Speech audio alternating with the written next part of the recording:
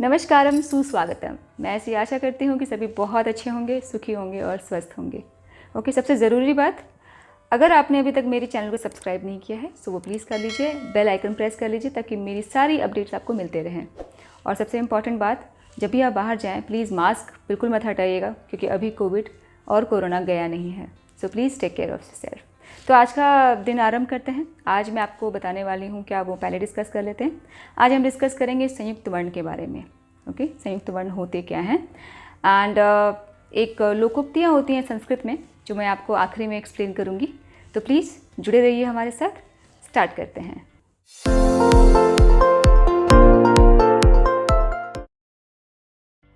सभी भाषाओं में अपना एक मूल स्वर होता है। जैसे इंग्लिश का अपना होता है ABCD, संस्कृत में भी होता है, उर्दू में भी होता है, हाँ। सो अगर आपको जानना हो स्वर और व्यंजन के बारे में तो आप मेरे जो दूसरी वीडियो बनाई हुई है आप उसे चेक कर सकते हैं। उसमें सारी डिटेल के साथ इन्फॉर्मेशन शेयर की हुई है। आज मैं संयुक्त वर्णन के बारे में बात करने वाली हूँ। तो संयुक्त वर्णन क्या होता है? जब दो व्यंजन एक साथ मिल जाते हैं तो उसको संयुक्त वर्णन कह जाते हैं। सो संयुक्त वर्णन क्या क्या है वो मैं आपसे डिस्कस कर लेती हूँ। जैसे अच्छा, सबसे ज़रूरी बात क्या होती है संयुक्त वर्णन में? दो व्यंजन तो होते हैं लेकिन अपना वो मूल स्वर नहीं छोड़ते हैं। जैसे क में अ जरूर आएगा, क्योंकि क बिना अ के नहीं बोला जा सकता। तो वो उनका स्वर वही रहने वाला है, बट व्यंजन के दो मिश्रण होंगे। जैसे कि अगर मुझे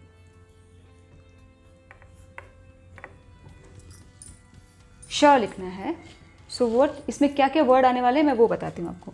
संयुक्त वर्णन में दैट इज क,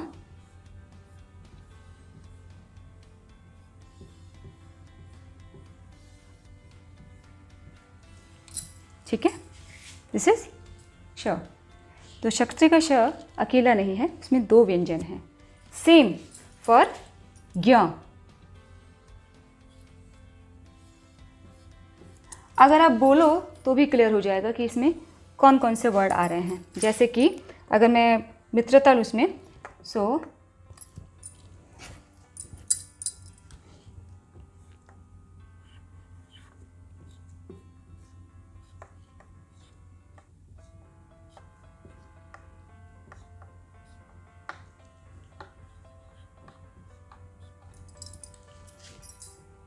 ज्ञ, ठीक है। सेम फॉर त्र। त्र भी अकेला नहीं है, वो भी संयुक्त वर्णन है। अब जो हम ये त्र लिख रहे हैं ये है त र अ, ये है संयुक्त वर्णन। सेम अगर हम बात करते हैं श्र,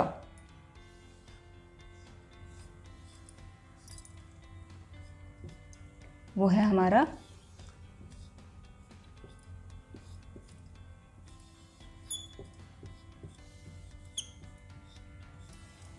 ठीक है।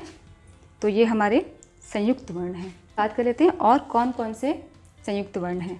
तो ये आपने जान लिया है।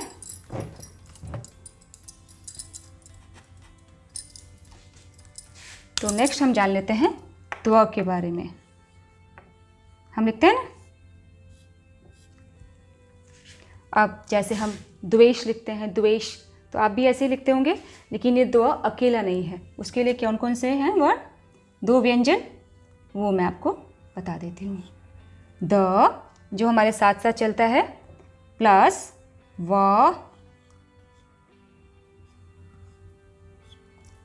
और आपके हिसाब से और क्या होना चाहिए इसके साथ वो ज़रूर मुझे बताइएगा आप। ऑफ कोर्स अ। स्वर कभी भी अलग नहीं होगा, ठीक है। अब बात कर लेते हैं, जैसे हम लोग लिखते हैं द्य, विद्यालय। विद्यालय में भी आता है ना संयुक्त वर्णन, तो वो जो होता है वो ये होता है। लेकिन आजकल की जो मैंने बुक्स देखी हैं उसमें जो विद्यालय लिखते हैं वो कुछ ऐसे लिखा होता है।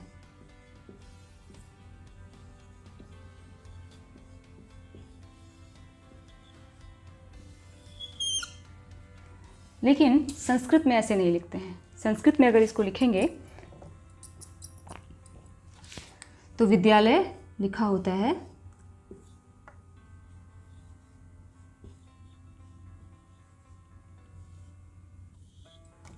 ठीक है, दिस इज़ द विद्यालय। हलंत आप मिस नहीं करेंगे। तो दिया का क्या क्या संयुक्त वर्ण है वो हम डिस्कस कर लेते हैं। दैट इज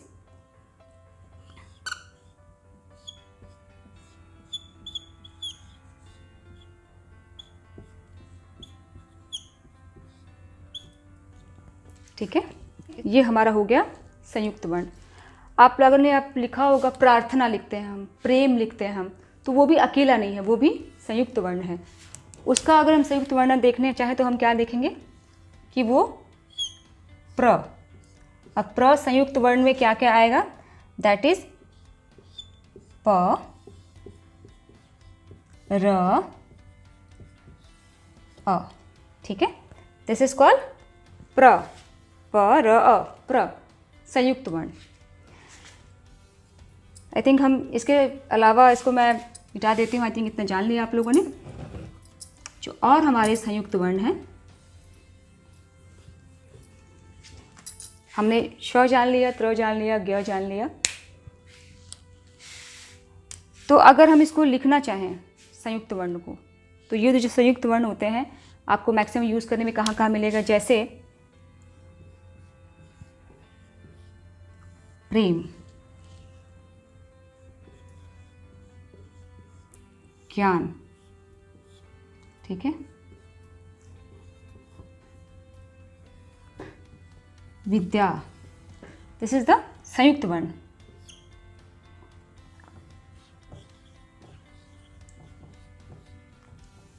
कक्षा, ठीक है, संयुक्त वर्ण।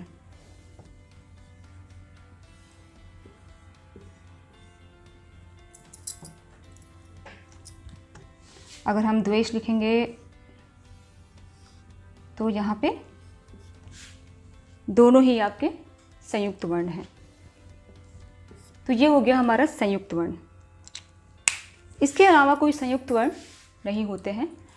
अनेक तरीके के संयुक्त वर्ण को हम ऐड ऑन करते हैं। जैसे अगर हम कर्म की बात कर लेते हैं, कर्म जो र ऊपर आता है वो अलग तरीके की आई कैन से उसकी अलग प्रणाली है, वो मैं आपको बाद में डिस्कस करके बताऊंगी।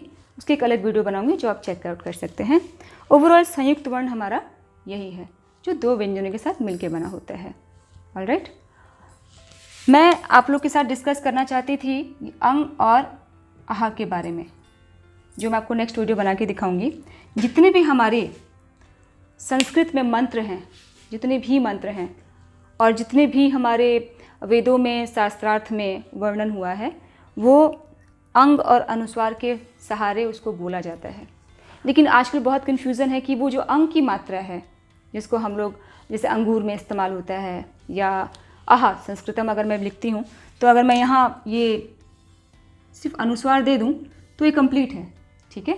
बट इसका उपयोग कहाँ करना है और कहाँ नहीं करना है ये जानना बहुत ज़रूरी है। इसकी वीडियो मैं अलग बनाऊँगी, दैट इज इन डिटेल। सो आज के लिए हमारा ये रहा संयुक्त वर्णन। अब मैं बात कर लेती हूँ उस लोकोक्ति की जिसके बारे में मैंने आपको बताया था, विच वॉज प्रॉमिस्ड। वो है सठे साठ्यम समाचरेत, है ना। कई बार सुना होगा आपने संस्कृत की, अगर कोई आप महाभारत देखा होगा आपने, उसमें ये लाइन का इस्तेमाल किया गया था, जिसका मतलब होता है जो आपके साथ जैसा व्यवहार करे उसके साथ बिल्कुल वैसा ही व्यवहार करें, है ना। छोटी सी लाइन है, सठे साठ्यम समाचरेत, जो आपके साथ जैसा व्यवहार करे उसके साथ वैसा ही व्यवहार करें। उम्मीद है आपको मेरी वीडियो अच्छी लगी होगी। प्लीज़ कमेंट करके बताइएगा आपको कैसा लगा। सब्सक्राइब कीजिएगा मेरे चैनल को, एंड यस, अपना ख्याल रखिएगा।